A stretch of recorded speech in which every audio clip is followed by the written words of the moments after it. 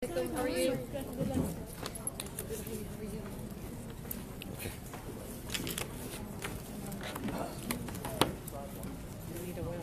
السلام عليكم ورحمة الله. بسم الله الرحمن الرحيم، الحمد لله والصلاة والسلام على رسول الله وعلى آله وصحبه ومن والاه. اللهم لا علم لنا إلا ما علمتنا إنك أنت العليم الحكيم. اللهم وتب علينا إنك أنت التواب الرحيم. سبحانك لا نحصي ثناء عليك أنت كما أثنيت على نفسك، أنت المقدم وأنت المؤخر وأنت على كل شيء قدير. In the name of Allah subhanahu wa ta'ala, the most compassionate, the most merciful, all praise and thanks are due to Him. And peace and blessings be upon His beloved Prophet Muhammad sallallahu alaihi wasallam. He who is guided by the will of Allah, no one can misguide him, and he who is misguided, no one can guide him except Allah subhanahu wa ta'ala. I do bear witness that there is no God but Allah, Muhammad is His messenger. Assalamu alaikum. How the realization of death brings life to our hearts. This is my talk. You know, there is a saying in Arabic say, لِكُلِّ شَيْخٍ طَرِيقَةٍ. Every person has his way in delivering his message. I personally, in many cases, as an academic, professor in university, I depend heavily on using real stories and specific to deliver the message. I do my best to find something that suits the topic, because as Allah subhanahu wa ta'ala says in the Quran, فَقْصُصِ الْقَصَصَ لَعَلَّهُمْ يَتَفَكَّرُونَ إِنَّ فِي قَصَصِهِمْ لَعِبْرَةً.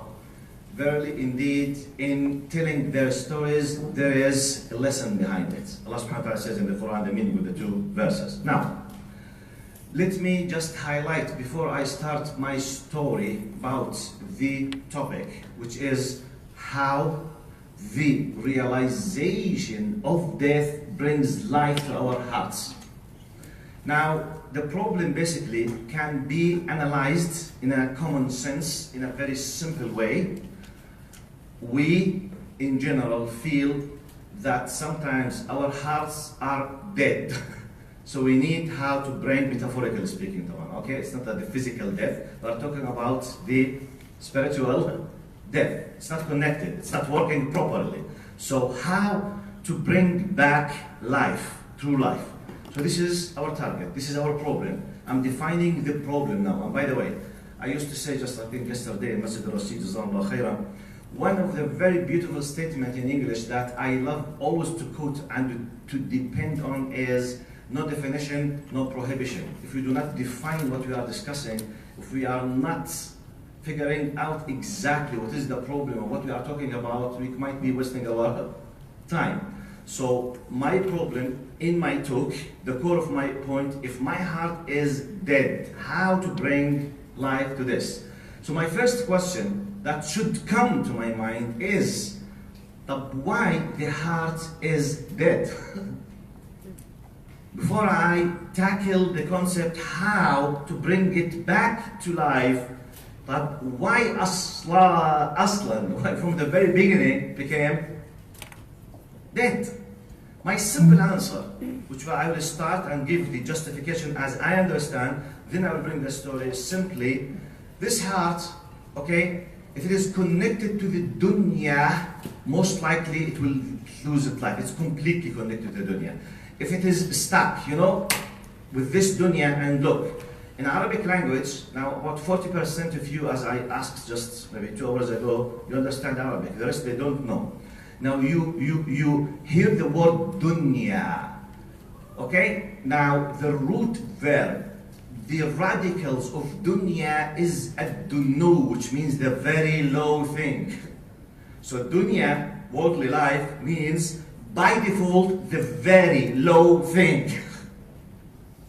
The thing that should be looked at down. By default, dunya is down. Wow, there is a message. There is a by default message. When this heart is connected to the dunya, most likely, high possibility, it's gonna lose its life. So my point is, okay, what shall I do? What can I do to, how to translate the, can you translate the, it is stuck, okay? I want to, what? Detach. It's connected. I want to disconnect. So this is my topic now. How to disconnect from dunya.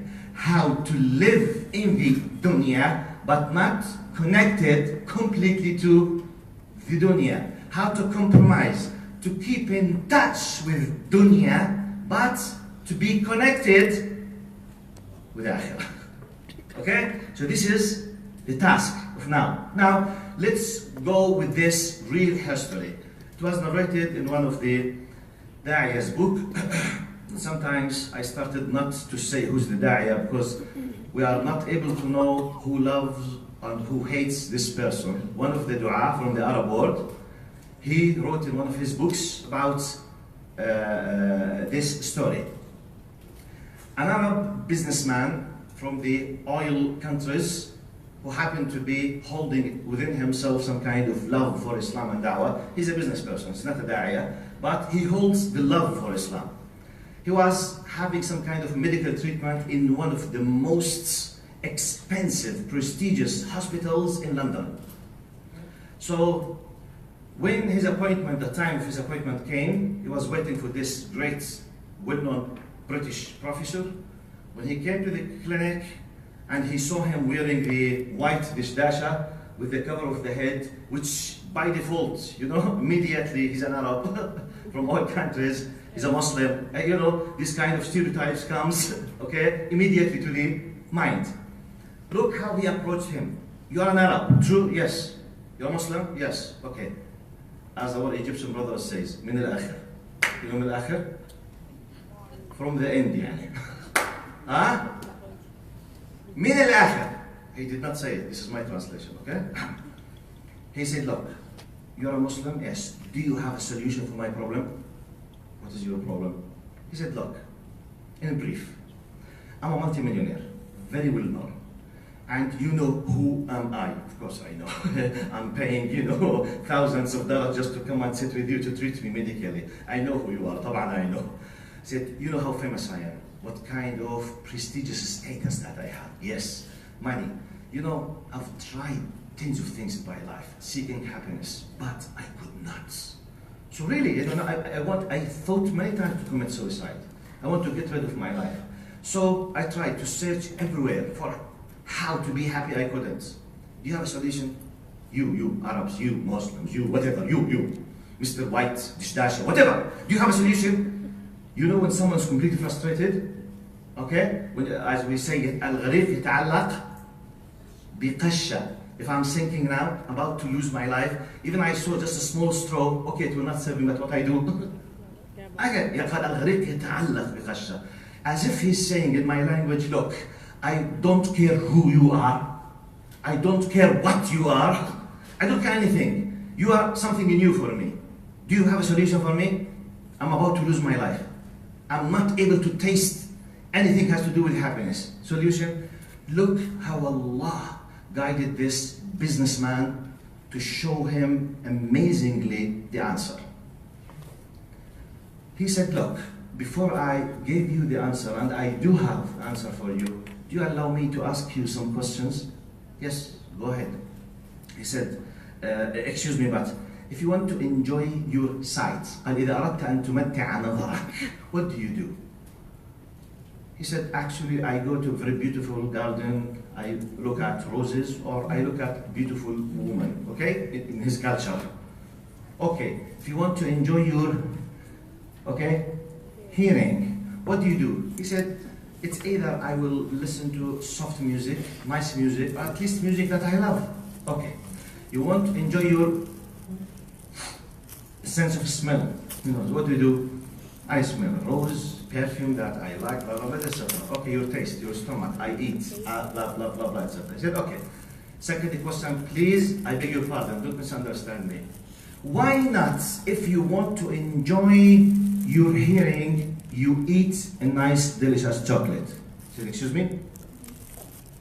He said, I'm asking you, why not, so that to enjoy the sense of hearing, you eat something delicious? He said, excuse me, this is two different areas, two different organs. What satisfies the taste and the stomach is food.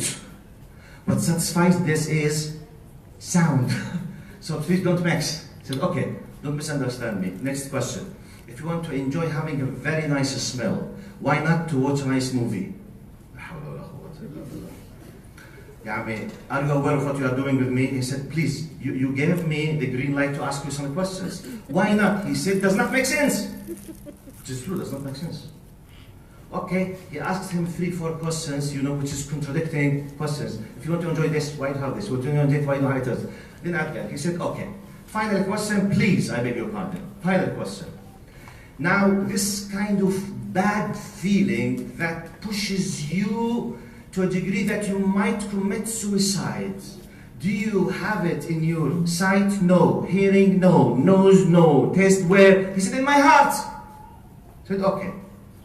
If you agree with me that this sense has its own feeding system, this has its own feeding system, this has its own feeding system, this has its own feeding system, so that will be satisfied. What is it? To be connected with the one who created it.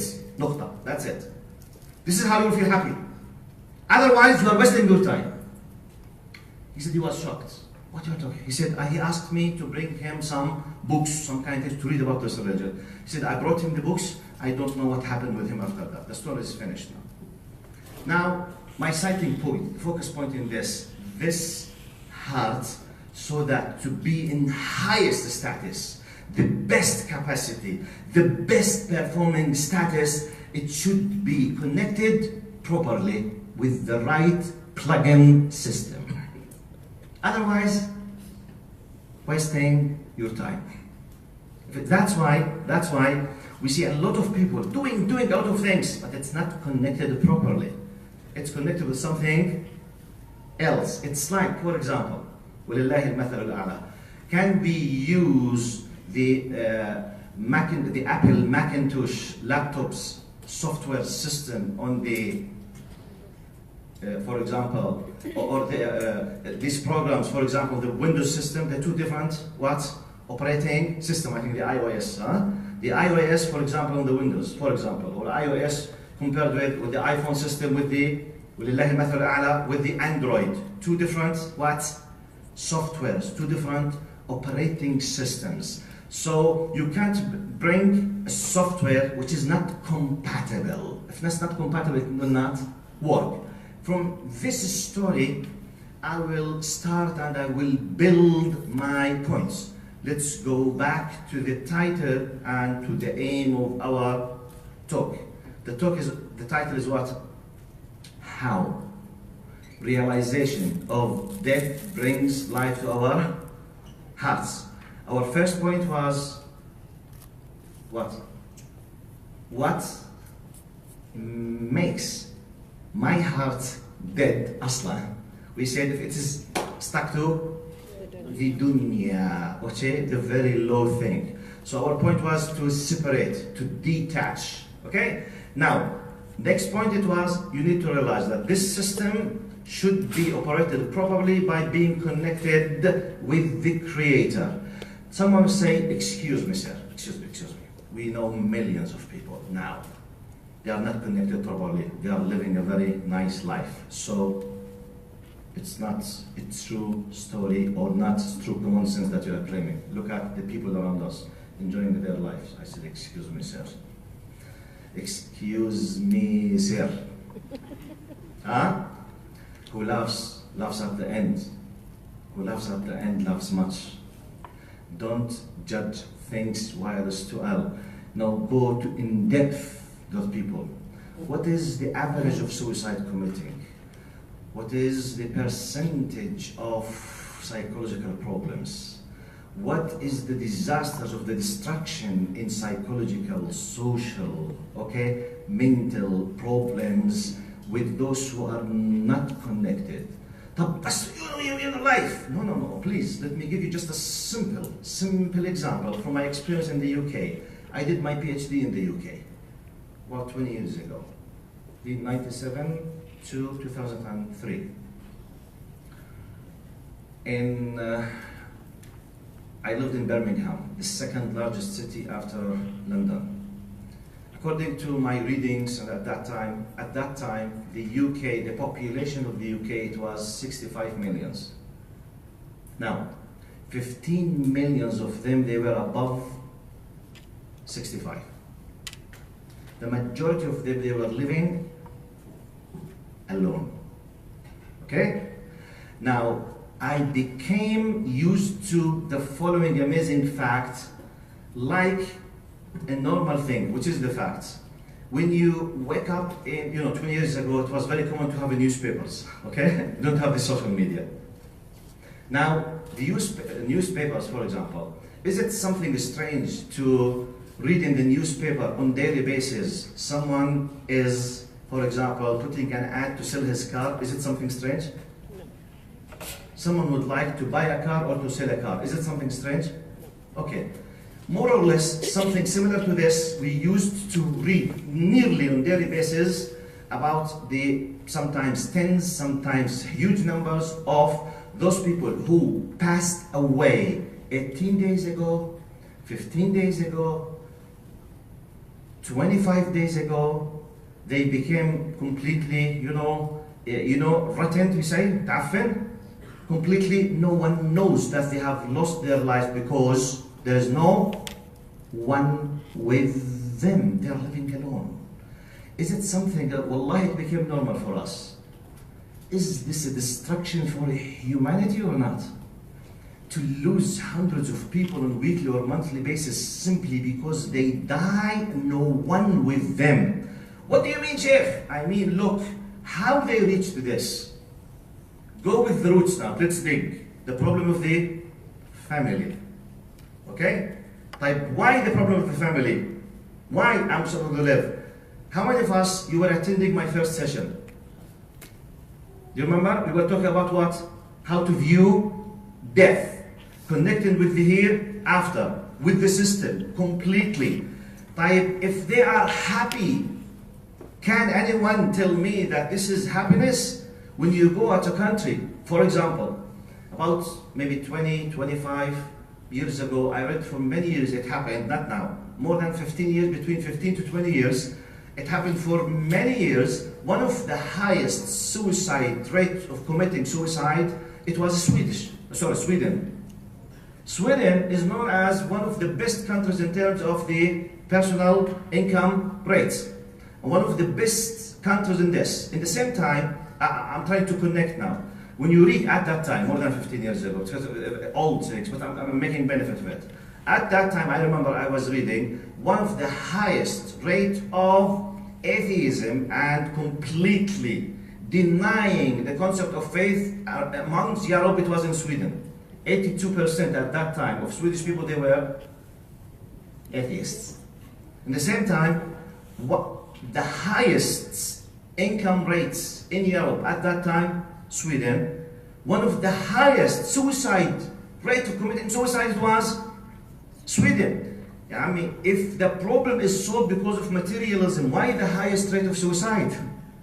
If the problem is materialistic, satisfaction is there, but why they are killing themselves? You tell me, and I don't have an answer, I'm just asking you. Is it related to the level of atheism? There is a high possibility, because numbers sometimes could be analyzed. I'm just giving an idea, because when someone tells me, Ya Ammi, you are giving us to say faith, wait. Many people, they are living, they're very happy. No, sorry, this is not the true happiness. As long as it's limited, and when you go in depth, many people, they have a miserable life. Socially, no families, drugs, blah, blah, blah, etc. Now put the full package, then judge. But don't just look to one simple or two simple or 10% aspects of the life and say, look, this is happiness. Who said, happiness basically is just to have a nice car, nice clothing, a good amount of money? Who said? Who said this? Who can claim that this is the end of the story? No. We are talking much more. That's why in my first segment, if you remember, we were saying, look, our way of, when you judge something, please look to the full spectrum, the full wide image. We believe in worldly life, barzakh, which is the burial, and the hereafter. Now, if you want to judge something, when you say, MashaAllah, this is the true happiness, if it will vanish in 2 years, so what's the point? طيب, okay, I could not be happy in your mathematical, in your materialistic, for example, calculations.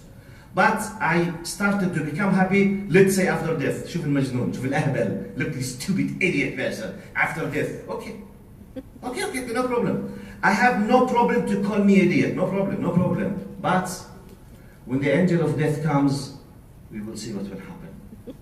Wallahi, another way, I'm telling you, this, I believe in this.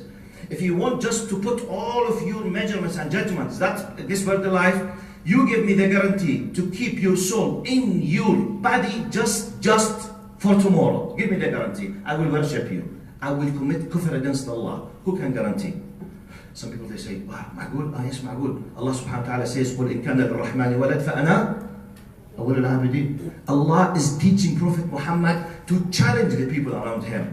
If anyone can prove to you that Allah does have a son, the Great Mighty, I, Muhammad, will be the first worshipper. And I'm telling you, if anyone can play the role of Allah and can guarantee 100% and can convince me that he can keep my life to a certain time and he controls it, wallahi, I will worship him. Because simply, you know what I will do? If I know when I will die, I can do whatever I would like to do, and I repent before the end of my life, because I'm controlling. Why not? I will go and enjoy my life, do all of the haram things, and the last 1 year of my life, I will put this thing, I will go to the Kaaba, I'll do the Hajj. Why not? Logically speaking, if I know when I will pass away, and I'm controlling this, why not to enjoy everything I would love? Then the last 10% of my life, I will do repentance, okay? 100 rak'ah each day. I will do each year 5 umrah, and I will do each year Hajj. I will keep cleansing, and I know exactly when the angel will come. When he comes, I say, my record is clear. I know what I have done. اتفضل يلا اقبض. I'm not joking. If I can control it, why not to do it? سؤال. That's why Allah subhanahu wa ta'ala is challenging us by saying, وَلَا تَعْلَمُ نَفْسٌ مَاذَا تَكْسِبُ غَدًا. Otherwise, we will challenge Allah subhanahu wa ta'ala by as if we will, be challenging. Okay, I know when I will die, I will do whatever I want, then I will repent. Okay, I did repent. يلا تفضل اغفر لي. We will be challenging Allah. That's why, by the way, one of the greatest things that Allah has blessed us with is not to know when we will die. To keep ready, stand by all the time. Otherwise, we will be the amazing arrogance with Allah subhanahu wa ta'ala. So if someone can guarantee something else, let him now come and say, okay, I can guarantee you. Give me the evidence for your guarantee. Okay, I will worship you. And I'm not joking. You can't.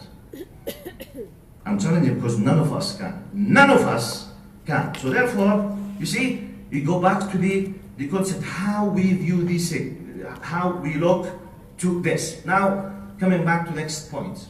Break hearts. Now, detaching myself, taking this device, if I may put it this way, this tool to be connected. But how to detach now, after understanding the concept? I will give you some kind of golden rules from the Sunnah, for example, from logical thinking as well, and from the Tabi'een and the Sahaba, the followers, the companions of Prophet Muhammad or the followers of the companions of Prophet Muhammad. In an amazing hadith, Prophet Muhammad says, أكثروا من ذكر دم اللذات. In another narration, زم اللذات. In another narration, ذم اللذات. So this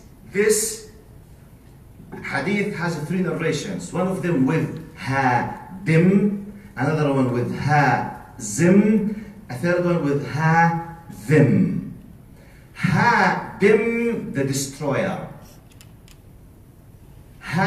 Zim, the cutter, the one that cuts something. Hazim,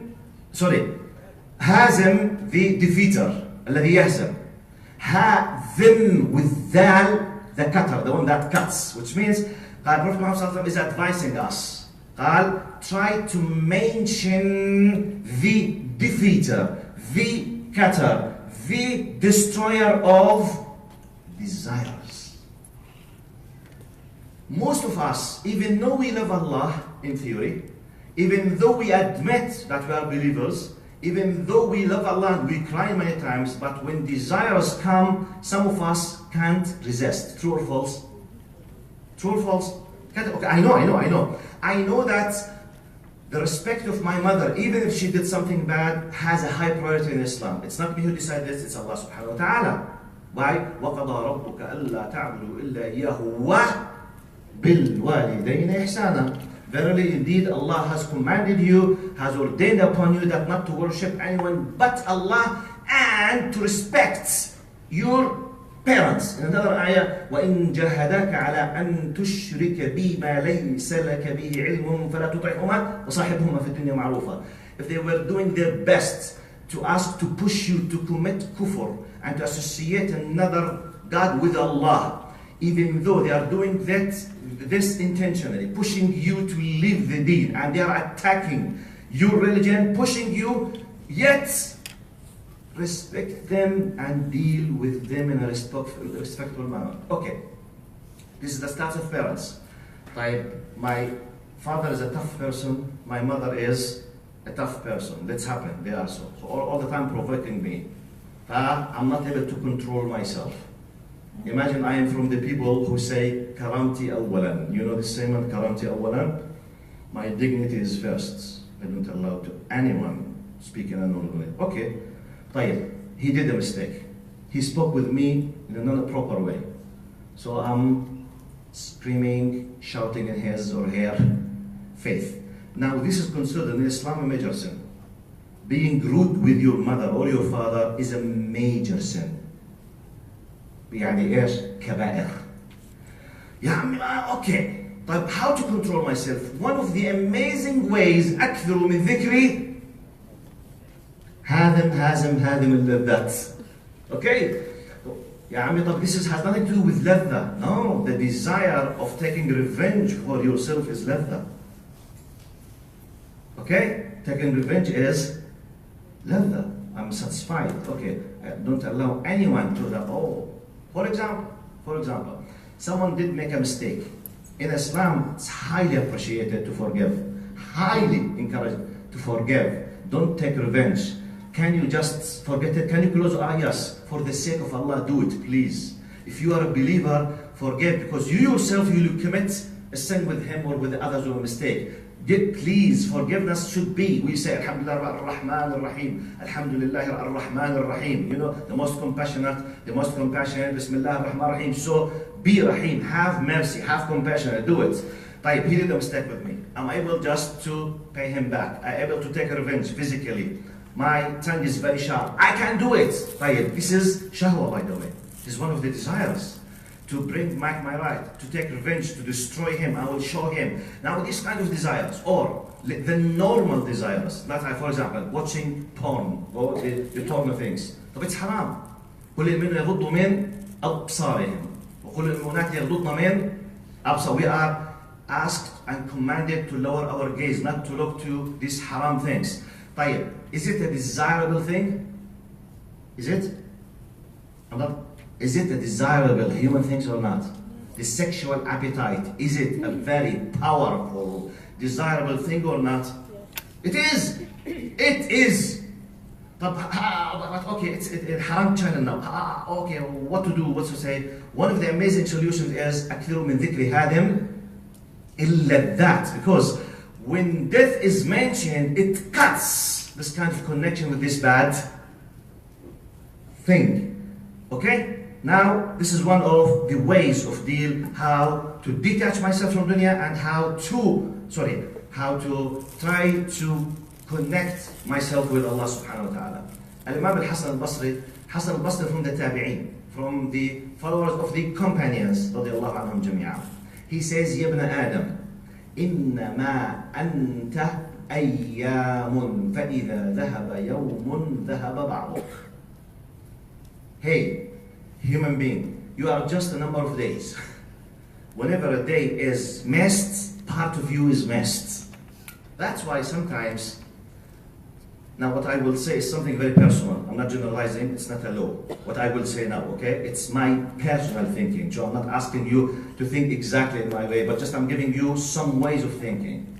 I personally sometimes, have strange feelings when I say someone celebrating his birthday, very happy, even though his relation with his Lord is completely disconnected. I say la ilaha illallah. Having a new year in your life means what? Practically, you are much more closer to death. 1 year more means 1 year closer to death. But more year, mashallah, I'm 21 now. So you have just 10 years left. Or 20 years, or whatever. MashaAllah, I'm 60. You have just 5 left. MashaAllah, I'm 70. Okay, you have just 2 days left. So please review reconsider. So MashaAllah, I have already. No problem to celebrate your birthday. I'm not discussing it itself. I'm discussing how come I'm very happy celebrating the fact that I became 50, yet no consideration at all for the ultimate fact that I'm closer to leave. If you are leaving, prepare yourself for leaving this place. We agreed upon the first segment, if you remember, first session, that this is the most powerful ultimate reality on ourselves, death. No one can deny death. So now, reminding myself with this, that's why Prophet Muhammad sallallahu, which means not just mention it at the time of azab. MashaAllah, it's called azab. In many, unfortunately, the azab or the condolence, for example, what we say, Bayt al-Ajr, okay? Many people, when they go, they are smoking. I'm talking about the men side now. Women, in general, much more better than men. They have durus, they have lessons, they recite the Quran. But men, at least in my Jordanian culture, most of the men, in many cases, they do what? Chatting and smoking and sometimes laughing. Sometimes saying jokes. Oh, Shan Allah, we are here. Now basically, it was highly recommended as a sunnah to go to the house of Azza, so that what? Why? To remember. To remember what? Remember him, Ya Ammi, he has left, khalas, Allah yarhamu. Remember what? Me. Remember that I'm gonna face same reality. Prepare yourself. So how to simply keep bringing this to your life, which means it's like وَلِلَّهِ الْمَثَلُ الْأَعْلَى. Imagine this is the screen, okay? Now when you open the desktop, sometimes, underline, you have these tabs. Sometimes you have minimize tabs, and you have minimized. You can double click. What you do? Maximize. Now look at us. What? Now sometimes you have an icon or a program or a content or a software which is hidden in the hard disk. Some of us, they do double click this and they open it on the RAM and it is on the desktop but minimized. Okay? Some of us, they keep it minimized and every day 5, 10 times they just maximize, then minimize. Maximize, minimize. What's this? Remembering. Remembering the ultimate reality. Maximize it, put it, oh my God, so astaghfirullah al-azim. Okay? I'm watching something bad. Oh my God. Wow. What's this? Astaghfirullah. It's finished. Quickly. Cleanse very quickly. Okay? أكثر من ذكر هادم إلا that. This is the practical way. Otherwise, I'm just, with the curve in a very bad way. Okay. How the realization of death brings life to my heart. Now, another rule that will help me. Realizing that this is an ultimate reality and keep remembering and doing part of the dhikr of Ya Allah, arhamna inda al-maut. Ya Allah, please send your mercy upon us when we die. So I'm remembering death, for example, okay? اللهم ارحمنا فوق الأرض وتحت الأرض ويوم العرض عليك اللهم اغسلهم بالماء والثلج والبرد اللهم نقهم من الخطوب والذرع والآثام blah blah blah. Remembering. This will help me to keep repenting. What is repenting? From the word tawbah. You know tawbah in Arabic? Taba yatubu tawban. At-tawbu in Arabic al-rujua, which means returning back to, which means this is, so I went astray outside the straight line, so when I came back again to the line, I'm doing tawb in Arabic language, okay? This is at-tawbu. At-tawbu means, okay, whatever you do, but please come back again. We all know repentance as a concept. But what helps me to repent? Mentioning death. Because I know that I need tawbah. I'm in need of tawbah. I want to repent, but I'm not able. But how to do it? Bring the magical solution, i.e. death. Bring death to the desktop. Maximize it in front of you. Keep remembering this. This will help in the Mawla Azza wa Jal. Now, okay, how can we bring death? Now, sorry, to bring death. Realization of death brings life to our hearts. Now, what kills some of our hearts basically is the depression or the frustration from losing the hope. Losing the hope. Look, I'm oppressed. They are attacking me. They have taken everything I own. They are against me. I lost, whatever. Now, the average person, as a human person, when he's attacked by big powers, whether politically, whether socially, whether whatever, all of us, we face some difficulties in our lives. Sometimes the scale is very high. I'm attacked, let's say, by a huge, okay, big, giant powers. I'm not able to do anything. Normally, mathematically, I'm supposed to be completely frustrated. Khalas. Now, wow, so this one is down. Wait. Bring the magical solution, death. Well, okay. You will see what will happen the day of judgments. I know. If I couldn't have it today, I will have it there. I don't have, no. We say, if you are a believer, your way of operation basically, worldly life, barzakh, and hereafter. That's why, by the way, I remember myself, if you are a believer, by the way, if you are a believer, you have to keep reminding yourself, whatever you face, all kind of problems you might be facing, remind yourself with this kind of ultimate reality. My big film, my big story starts here and it ends there. It does not end here. By this, you come all the time. But does this mean that I will not take my right here? I'm not saying this. You have a lot of means to bring your right back. But you need power now. How to bring the power? How to bring back life to your death when you see this kind? One of the solutions is bringing what? The fact of death. Okay, don't be frustrated, because at any time everything will be finished. At any time.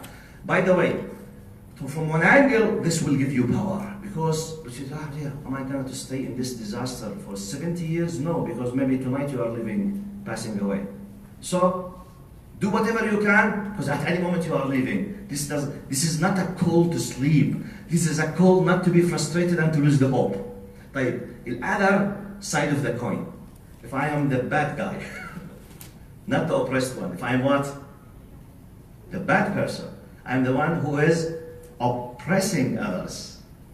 Arrogance. I have the power. Physical power, money power, social power, whatever. Okay. So I did it. I don't care. I know I did something bad, but I don't care. I feel, I know, but simply, but how to control this kind of giant inside myself? Bring in what? Death. Because death means the end of the story. Death means now whatever, no matter how powerful you are, you will be facing the mightiest power on this universe, which is Allah subhanahu wa ta'ala. Okay, now, sorry, how many minutes do I have, sister? Huh? 20? What's the time now? Okay, sorry.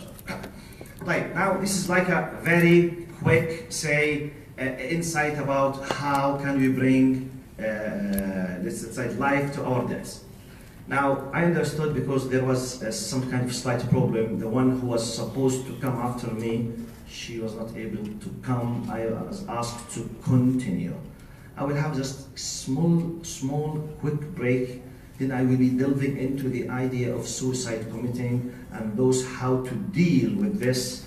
And some questions came to me about, okay, some people in terms of as long as we are discussing the concept of death, if someone committed suicide, are we allowed to pray the janazah on him or not? For example, okay? طيب. If someone is thinking, if someone is having, thoughts regarding suicide, for example, how to deal with him? Shaming him, attacking him, rejecting him, or there's another way how to give him mercy and compassion to solve the problem.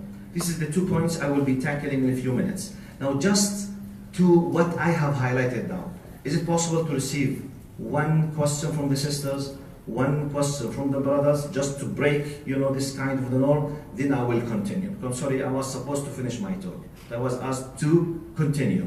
Do you have a question about what I have highlighted so far? Direct question to what I have said.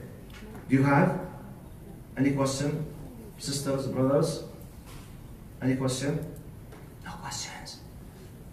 Sure? Everything is clear? No one is facing any problem with this topic? Are you sure? Just one question. No questions. Like, maybe sometimes some people, they might feel shy, but wallahi, shuf, let me tell you something. Sometimes I know some of you for sure, I believe for sure they have questions. But maybe they have the kind of, they are hesitating to say it. If I ask the question, they will know what I'm thinking. Sometimes you might receive a great reward and ajr by highlighting a question.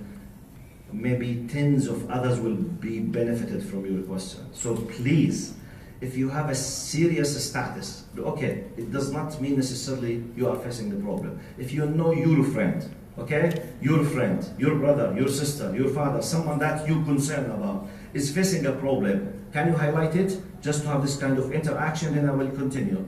Is there any? Yes, sister. Thank you very much. If you can speak loudly, I will repeat your question.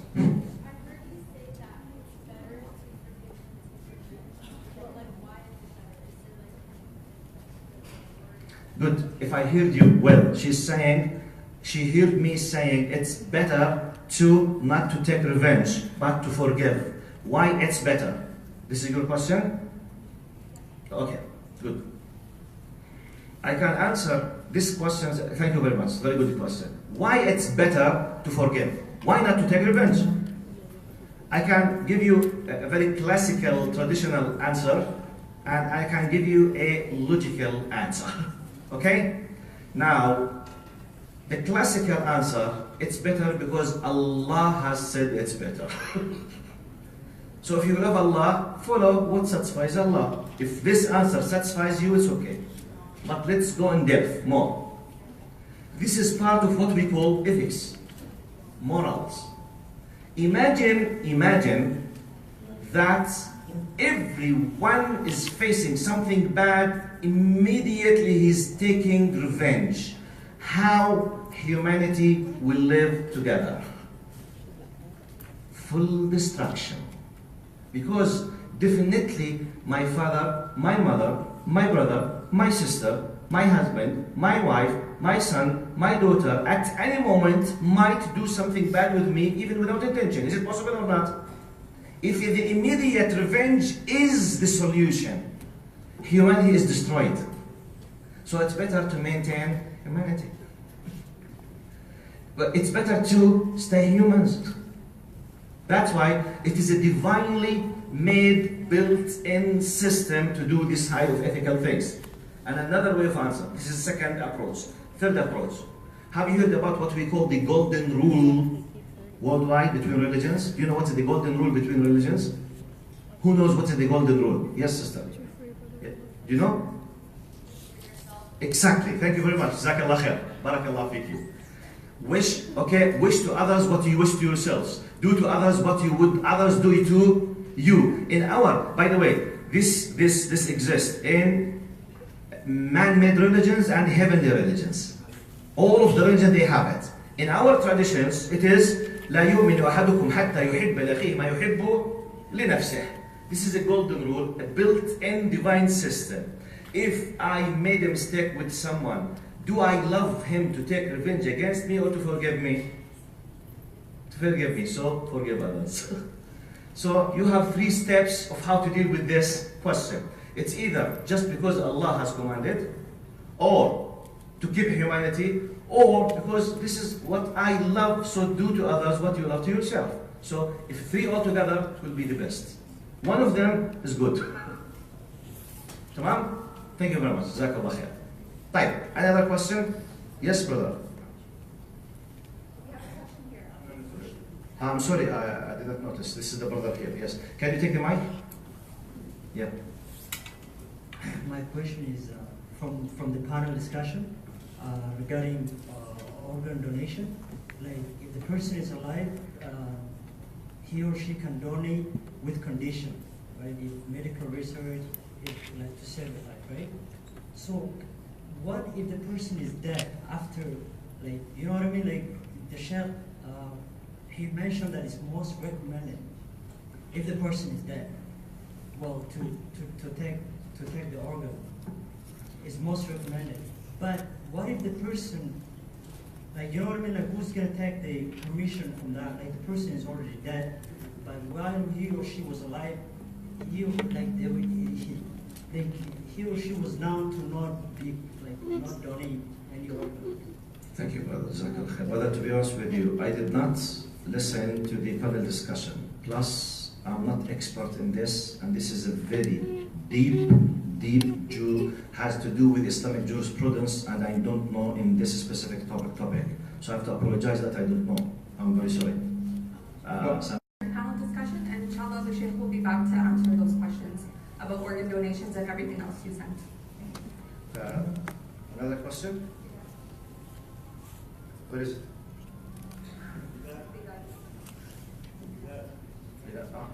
Sorry. Yes, brother Bilal. Can you please tell Khalid Tarabi to leave me alone? Brother Khalid Tarabi, please can you leave him alone? That is my question. MashaAllah. Jazakallah khair. Thank you, Salwa. That was a request. No, the question that I have about mourning is many different people mourn in a very different way. Like a lot of families, they mourn in a different way because of, not just because of Islamically, we know how we should, I hope we know how we should mourn, but culturally, like I'll give an example. They have, which I hope, some people follow this. They'll have like a death anniversary or something like that. Yes. Like, right? They'll have the 3 days, they'll have the 7 days, and all that stuff. Yes. You'll have some other cultures where also even the azab, yes, they'll have it, even when the deceased person's family, they have actually, mashallah, Allah helped them with the patience to overcome the challenges. But you still have people go into their house or the place of azab, and they sit in there, they weeks eating, and weeks, they drinking, yes, and they, not drinking, juice. I know. You know, and they do all this. Can you please elaborate a little bit more about this actual topic of, you know, like let's say for instance, death anniversary? Is there such thing in Islam called death ceremony? 3 days, 7 days, and whatever, 40 days? To the best of my knowledge, this does not exist in the Islamic teachings. Okay? In the Islamic teachings, to the best of my knowledge, basically, now we are asked to do the azab, the condolence, to go to the people, to the family, to make it, you know, easy for them. And Prophet Muhammad ﷺ, one of the things that we know that he asked the people when the death, when the martyr Ja'far al-Tayyar radiyallahu anhu, he passed away, قال اصنعوا لآل جعفر الطعام فإنهم قد شغلوا بميتهم, which means make the food for them. Now, basically, we are asked to help them, especially in the first day, from one angle. Now, we are not asked in Islam for 3, 7, 2 weeks, 3 weeks. This is most of them, if not all of them, they are just traditions. Now, can we say all of these traditions basically are bid'ah or bid'ah and it's haram? The answer is no, we can't generalize this. Are you with me, brother? So, in Islam, for example, now, we look to this from traditional point of view, we look to the core of the concept of innovation or bid'ah. Now, one of the definitions of bid'ah, you need two conditions to be fulfilled to consider something as bid'ah or innovation in Islam. This is something should be new and it should go against Islamic principles. Not just one condition, not just to be new, okay? To have another condition which is to go against Islamic spirit or principles. Now, if it's an organizing matter and it does not hurt anyone, no problem. So it's a negotiable thing. I can't say, for example, in Jordan, let's say, in Jordan, some people, it's like a tradition, a family of X family, they say, okay, the food in this day, we will take care of it. Next day, this family. Third day, fourth family. In a way, just by saying, okay, it's on me and that's it. No one negotiate with this. Now, okay, it's a good habit, good, nice. Sometimes it goes against the principles of Islam. How? We made an amazing, a lot of food to a degree. If anyone else has the azab, did not do exactly the same, they will look at him down, shame on you. Why you did not bring a lot of food like your cousin? So now it became like showing off sometimes, which is against Islamic principles. I'm giving an example. Now keep going all the time making problems for they are not able to take rests. I'm not talking about haram and bid'ah now. I'm talking now, if this country, in this tradition, they are happy with this, happy I mean, they need it, and it's acceptable in this mentality and culture, I can't say it's haram. But if all the people, when they sit alone, they are complaining, please, someone has to raise up the flag and say, Ya Ammi, ittaqullah in what you do. This is not part of Islam, and we are all hurted by this.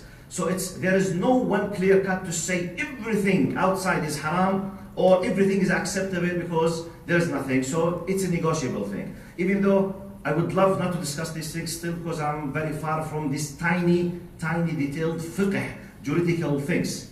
I would love, please, to ask me, I hope that I answer part of your question, if it's possible, to ask me about what I have said, not about what other people said.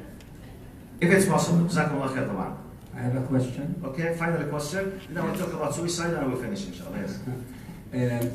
You've mentioned how we should view death as not something that's painful. We need to be ready and look at it as a glad tidings, because we're hoping to get, inshallah, resurrected and go to Jannah and be rewarded for what we did. Of course, the principle is very clear. But we hear stories, or we read a lot of stories about some Sahaba and Tabi'een. While experiencing death, they were so scared, and when they were told, you have done so much, like Umar ibn Khattab and others, they said, I can't, I don't trust that I was good enough to enter heaven. So, how can we... No contradictions. We are discussing the VIPs now. You know the VIPs? The VIPs, their criteria of judging themselves is very high and very accurate. You know the perfectionists? Perfectionists, okay? They say, unless I achieve 99.99999, I'm not successful. This is high criteria. The way that, like Ahmed Muhammad, the way he was judging himself, we can't afford. 99%, we can't. It's good to see it like a star, to keep chasing, but it's not necessarily all of us can reach this. The general rule in الذين قالوا ربنا الله ثم استقاموا تنزل عليهم, and you will feel happy in general. Now those people who are scared, not because they did something bad, it is the rule, but they are very sensitive. They are thinking about the 1,000,000% of what they might have done, not about what they did. Now Allah deals with us according to the average. The average is us. Us, Allah, may Allah be with us. And our criteria is between, let's say, 50, 51, 60, 70. So those are the VIPs. So no contradiction. Special group. يعني على قولة إخواننا المصريين بتوع ربنا هذول. Special case. No problem, no contradiction. والله أعلم. طب let me finish with, because this question is very important. Someone, thank you very much, جزاكم الله خير. And we will finish with this. I was asked the question of those who commit suicide. Some people, they hear the hadith, Prophet ﷺ, that Prophet Muhammad ﷺ refused to pray the janazah on someone who committed suicide. He killed himself. So Prophet Muhammad ﷺ refused to pray the janazah. Okay? Is this an Islamic ruling? Is it the final and end, whatever, blah, blah, blah, blah, blah, blah? The answer is no. We have to realize the following. Let's continue, know the context. Someone killed himself at the time Prophet Muhammad ﷺ. So they brought him to Prophet Muhammad ﷺ to pray the janazah. He said, when he knew that he killed himself, he refused. That's true. But he continued by saying, "In shittum fasallu ala sahibikum." If you wish, you pray. What does this mean in the science of Islamic jurisprudence? He did not practically, but he encouraged them to pray. The first one, by committing suicide, it's not necessarily he has committed kufr. Because he told them, if you wish, make the janazah prayer on him. Which means, that why he refused? One of the amazing, beautiful analysis by the scholars is the following. Prophet Muhammad ﷺ is the best of the creation. If he raised up his hand by saying, Ya Allah, ighfir li fulan, Allah will forgive. Prophet Muhammad, as if he was afraid that they will make advantage of this. Okay, I want to get rid of this life. Ya Allah, Prophet Muhammad will pray on me, I go to the Jannah. Very easy way. La. He wanted to send the lesson. Don't ever think that you will escape with it. I will not allow you to create a sunnah. You kill yourself, I pray on you, you go to the Jannah. La, habibi. No. If you did, I will not pray. It's as a matter of, hey, wait, it's not a joke. Don't play games, okay? Which means he want to keep them under the, the status of normal fear. You are committing a great sin, but it's not committing for kufr, okay? Is it clear? So this is what might be contradiction. So are we allowed? Yes, are we allowed? This is a great sin. It's like not praying. It's a great sin, but it's not kufr. Like drinking alcohol, great sin, not drinking. Like having drugs, great sin, but it's not kufr. Still he's a Muslim, he's a believer. Yes? It's like many other sins. Okay? One exceptional case, which is applicable not just on suicide, on any other sin. In the Islamic terminology, it's called فاعل الشيء منكرا لحكمه. If someone said, okay, forget now suicide, let's come out drinking alcohol. If someone is drinking alcohol, knowing that this is alcohol, in Islam, is it a sin or not? Okay. This sin, if I repent, the possibility is there to be completely what? Deleted. Khalas, everything is finished. True or false? Time. In Islam, if I'm not, what will make this thing is just a sin? If I know it is haram, I believe it is haram, prohibited, and I'm doing it knowing and believing it's haram. This means this is a sin, and most likely I will be forgiven. But if I said, hey, who told you asla it's haram? No one has right upon me to tell me what's haram and halal. Forget this thing. I don't accept asla it's haram. This is a denial for the hukum from Allah. This is a direct rejection for Allah's, power upon me. This status, I'm committing kufr. Which is very rare, by the way. I think 99.9999% of people, when they do sins, they don't have this attitude. So it's not applicable to most of the people. Many people, when they do sins, they know it's haram, but they do it, Ya Shaykh, Allah yafurna. Wallah, may Allah forgive me. When I'm doing the haram, I know it's haram. That's kasal, laziness, weakness, whatever. But this is a very exceptional case. So this is applicable in everything, not just suicide. If someone is committing suicide, believing that Allah has no right upon him to take care of his body because this body is a trust under my hand. By the way, I forget to give you the justification why suicide committing is haram in Islam. Because in Islam we believe our bodies are what?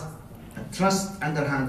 By the way, in Islam, I do not own my body. Now, sure? I don't own my body. يا عمي احكي لك حكي ثاني شو انت my body. You don't own your body. It is Allah's what? It belongs to Allah. It's a trust with you. You have to take care with it. Don't hurt it. That's why in Islamic rulings, if someone say, Sheikh, this is my body, true? Okay, I said, okay, what do you want to say? Okay, I want to injure myself. حر. Say, لا مش حر. Wallah, you are not free to do it. It's haram. يا عمي, my hand, my arm. No, I'm sorry to tell you, this is not your arm. Wallahi. Wallahi, it's a trust. You have no right to harm it. That's why when I decide to stop, finish my life, okay, I'm not allowed to do so. So I'm committing haram. I will be allowed to do it, but I'm a sinful person and there's consequences of accountability. طيب, this is haram. Don't do it. I will do it. Don't do it. I will do it. Okay? I'm a sinful person. Go and repent and fix it. Don't repeat it again. Okay? So this is the philosophy. So the problem with commit suicide, I am taking a decision in what do I do not own. This is why committing suicide is haram. It's Allah who decides to separate the soul from the body. It's not you. If you decide to do it, Allah will enable you and you will take the decision, face the consequences. And this is suicide. But if I did it, okay, because psychologically I was very tough way, I feel very bad, I was taking some medications, or I don't understand out of ignorance, I'm a sinful person. It's a big sin, huge sin, but it is not kufr, and I'm still a believer, and the people should pray janazah on me. Is it clear? Jazakumullah khair. I think I'm supposed to finish. Assalamu alaikum wa rahmatullahi wa barakatuh.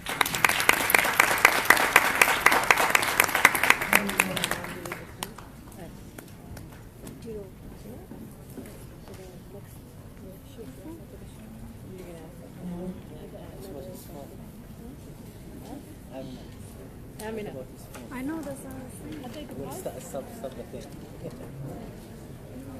How?